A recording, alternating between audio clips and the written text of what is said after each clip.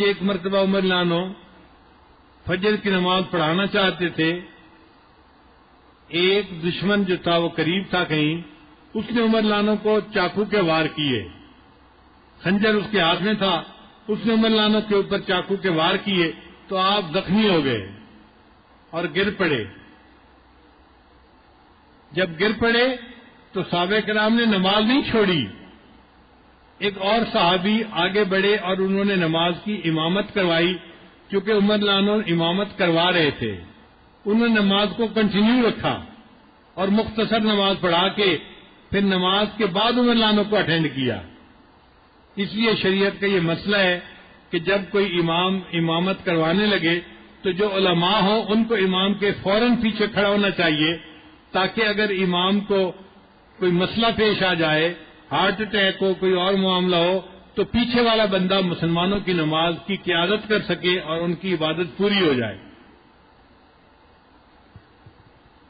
آپ اندازہ لگائیے اللہ تعالیٰ کی نظر میں نماز کا کیا مرتبہ ہے کہ عمر لانو جیسی شخصیت پر حملہ ہوا، وہ زخمی پڑے ہیں اور ان کا خون بہہ رہا ہے، مگر مسلمان پہلے نماز مکمل کرتے ہیں، بعد میں ان کو ہاتھ لگاتے ہیں.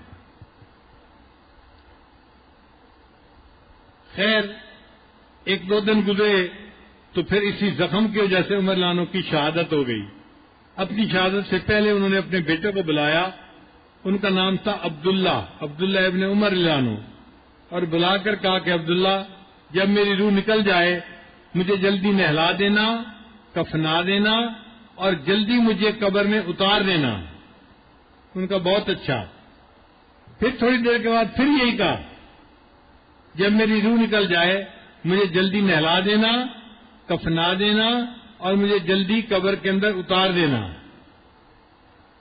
ان کا کہ ابا جان ہم ایسے ہی کریں گے. جب تیسری مرتبہ کہا تو عبداللہ ابن عمر نے سوال کیا ابا جان ہم جلدی کریں گے کفن دفن میں، مگر آپ بار بار کیوں ایسا کہہ رہے ہیں؟ جب انہوں نے پوچھا کہ آپ ہمیں بار بار ایسا کیوں کہہ رہے ہیں، عمر لانو نے عجیب جواب دیا. عمر لانو نے فرمایا بیٹا میں جلدی کے لیے اس لیے کہہ رہا ہوں، اگر اللہ مجھ سے راضی ہوئے تو تم مجھے جلدی اللہ سے ملا دینا، اور اگر اللہ ناراض ہوئے تو جلدی میرا بوجھ اپنے کندھے سے نیچے اتار دینا. عمر کے انجام کو تو اللہ بہتر جانتا ہے. آپ اندازہ لگائیے ان کے دل میں کتنا اللہ کا خوف ہوگا. یہ وہ ہستیاں تھیں جنہوں نے نبی علیہ السلام کی زبان مبارکہ سے جنت کی بشارت پالی تھی، اس کے باوجود اتنا ڈرتے تھے. اگر اللہ مجھ سے راضی ہیں تو مجھے جلدی اللہ سے ملا دینا، اور اگر مجھ سے ناراض ہیں تو جلدی میرا بوجھ اپنے کندھوں سے اتار دینا، اور عمر کے انجام کو تو اللہ ہی بہتر جانتا ہے. نبی علیہ السلام نے اپنے لیے ایسا ہم سفر مانگا کہ جو ان سے زندگی میں کبھی جدا نہ ہو، اور حضرت عمر لانو اپنے نبی صلی اللہ علیہ وسلم سے زندگی میں کبھی جدا نہیں ہوئے. ان کے بارے میں شاعر کہتے ہیں مرد جلال مرد ہنر بھیجنا پڑا، مرد جلال مرد ہنر بھیجنا پڑا، اونچے بدن پہ اونچا ہی سر بھیجنا پڑا. آئی صدائے کفر کسی سمت سے اگر، آئی صدائے کفر کسی سمت سے اگر، اس شخص کو اکیلا ادھر بھیجنا پڑا.